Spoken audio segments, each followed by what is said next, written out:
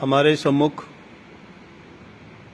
Professor doctor Dinesh Shastri ji उपस्थित हैं और ये वर्तमान समय में संस्कृत विश्वविद्यालय हरिद्वार उत्तराखंड के वाइस चांसलर हैं। वेदों पर संस्कृत पर बहुत काम किया कर रहे हैं। 40 के तकरीबन पुस्तकें आप अब तक लिख चुके हैं। 29+ PhD आप करवा चुके हैं।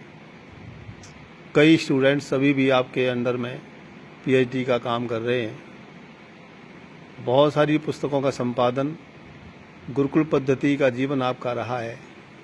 संस्कृत के प्रचार प्रसार के लिए आप लगे हुए हैं। सौभाग्य से डॉक्टर साहब दयानंद ब्रह्मा विद्यालय में यहाँ पधारे, आपका स्वागत है।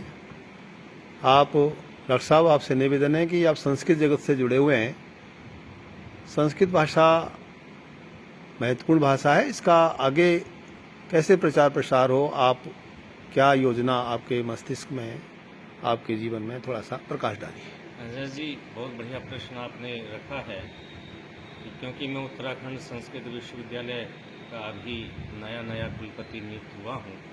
अभी मैंने चार्ज ग्रहण किया है, अभी 1 महीना भी नहीं हुआ है। ये वास्तव में बहुत समसामयिक प्रश्न है। NEP 2020 जो राष्ट्रीय शिक्षा नीति नई जो मोदी जी ने अभी लागू की है, पूरे देश में दिया है, उस पर काम चल रहा है।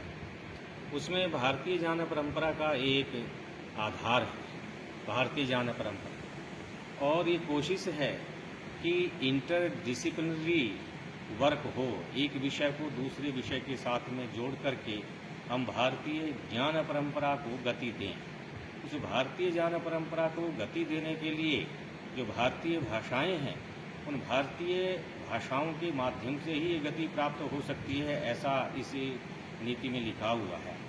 और ये तभी संभव है जब ये भाषाएं पास में आए, निकट आए। उन भारतीय भाषाओं को एक तरफ लाने का यदि प्रयास कोई भाषा एक ऐसी कर सकती है मातृभाषा के रूप में, मातृ के रूप में, तो संस्कृत हो सकती है। संस्कृत के अनेक शब्द मलयालम में हैं, जो दक्षिण भारत की भाषा है, तमिल में भी है, कन्नड़ में भी है।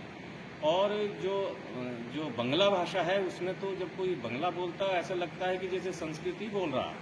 और बंगला से प्रभावित ये असमिया आदि भाषाएं हैं। तो पूरे देश में यदि हम कोई एक रूपता ला सकते हैं